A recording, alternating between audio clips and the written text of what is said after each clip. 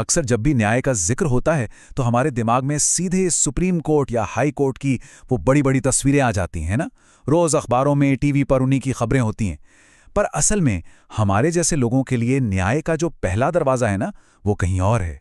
तो फिर सवाल यही है कि एक आम इंसान के लिए न्याय का सफ़र असल में शुरू कहाँ से होता है?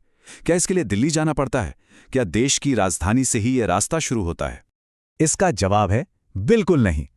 सच तो यह है कि करोड़ों लोगों के लिए न्याय का वो पहला दरवाजा राजधानी में नहीं, बल्कि उनके अपने शहर, उनके अपने जिले में है। और सोचिए, ये कोई इत्तेफाक नहीं है।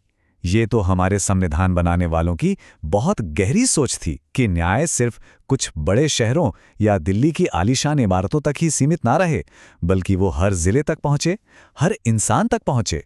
तो चलिए जरा और गहराई में उतरते हैं। ये जो जिला अदालत है, इसकी नींव क्या है? आखिर इसे इतनी ताकत, इतना अधिकार मिलता कहाँ से है? और इसका जवाब ही इसकी सबसे बड़ी ताकत है। देखिए, जिला अदालत को पावर किसी नेता या अफसर से नहीं मिलती। नहीं नहीं, इसकी शक्ति सीधे भारत के संविधान से आती है। हमारे कॉन्स्टिट्यूशन में आर्टिकल्स 233 से लेकर 237 तक खास तौर पर जिला अदालतों के लिए ही एक पूरा का पूरा ढांचा बनाया गया है। और ये सिर्फ कुछ नियम नहीं है, ये एक गारंटी है। इस बात की गारंटी कि जिला अदालतें बिना किसी के डर के, बिना किसी दबाव के आज़ादी से अपना काम कर सकें। अच्छा, अब जरा एक जिले के पूरे जुडिशियल सिस्टम को एक पिरामिड की तरह सोचिए।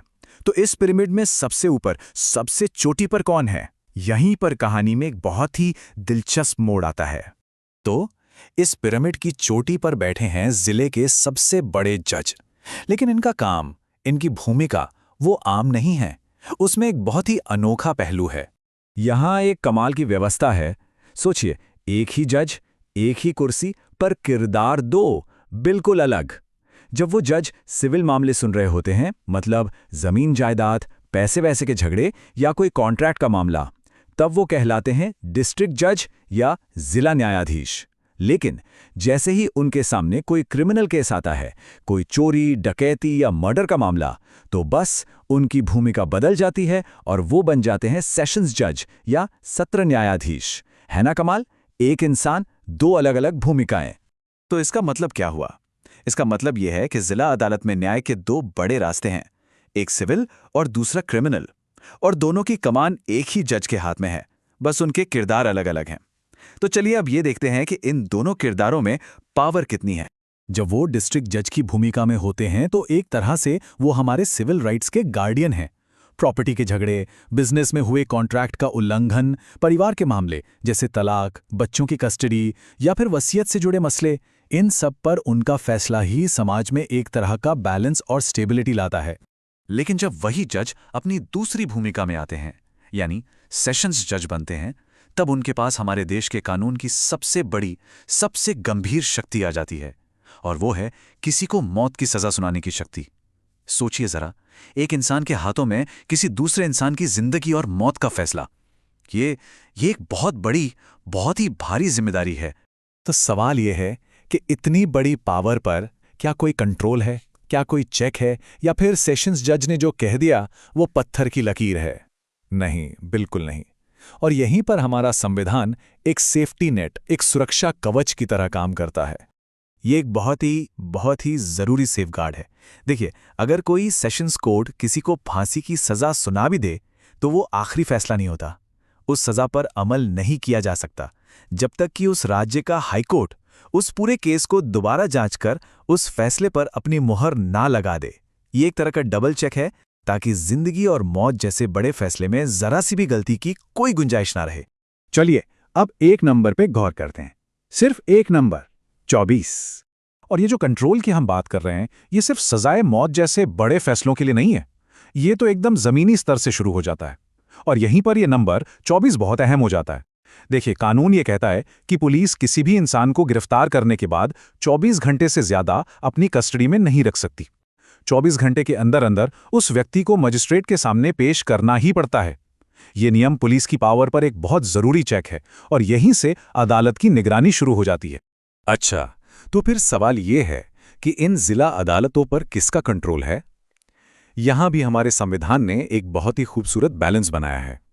आर्टिकल 235 कहता है कि जिला अदालतों पर हाईकोर्ट का कंट्रोल तो है, पर ध्यान दीजिए, ये कंट्रोल सिर्फ एडमिनिस्ट्रेटिव है, जुडिशियल नहीं। मतलब इसे ऐसे समझिए कि हाई कोर्ट एक क्रिकेट टीम का मैनेजर है। वो ये तो तय कर सकता है कि कौन सा जज कहाँ पोस्ट होगा, किसका प्रमोशन होगा, लेकिन एक बार जब मैच शुरू हो गया, यानी केस की सुनवाई शुरू हो गई, तो मैनेजर मैदान पर आकर जज को ये नहीं बता सकता कि फैसला क्या देना है। ये बैलेंस बहुत ज़रूरी है, क्योंकि इसी से जजों की आज़ादी बनी रहती है। तो इन सारी टेक्निकल बातों को समझने के बाद चलिए वापस उसी सवाल पर आते हैं जहां से हमने शुरू किया था। आखिर एक आम इंसान के लिए ये जिला अदालत इतनी जरूरी क्यों है? इसके 3 बहुत बड़े कारण हैं जो इसे सच में लोगों की अदालत बनाते हैं। पहला, एक्सेसिबिलिटी, यानी सुलभता। न्याय के लिए कहीं दूर किसी बड़े शहर या राजधानी जाने की जरूरत नहीं, ये आपके अपने जिले में है, घर के पास। दूसरा, एफोर्डेबिलिटी, यानी ये महंगा नहीं है। हाई कोर्ट और सुप्रीम कोर्ट के मुकाबले यहाँ केस लड़ने का खर्चा काफ़ी कम होता है। और तीसरा, जो शायद सबसे ज़रूरी है, लीगल एड, यानी कानूनी मदद। अगर किसी के पास वकील को देने के लिए पैसे नहीं हैं, तो सरकार उन्हें मुफ्त में वकील मुहैया कराती है। ये 3 चीज़ें मिलकर एक ऐसा सेफ्टी नेट बनाती हैं जो ये पक्का करता है कि पैसे या पहुंच की कमी की वजह से कोई भी इंसाफ से महरूम ना रह जाए। तो ये तो साफ है कि जिला अदालतें इंसाफ को लोगों के दरवाजे तक लाने में कितनी अहम हैं। लेकिन हम सब एक और सच्चाई जानते हैं, वो है मुकदमों का अंबार, तारीख पे तारीख और सालों तक चलने वाले केस। तो आखिरी और सबसे बड़ा सवाल यही बचता है, हमारे पास सुलभ न्याय तो है, पर इस सुलभ न्याय को तेज न्याय में कैसे बदला जाए? ऐसा क्या किया जाए जिला स्तर पर कि लोगों को इंसाफ सिर्फ मिले ही नहीं बल्कि वक्त पर मिले? इस सवाल पर सोचना बहुत जरूरी है।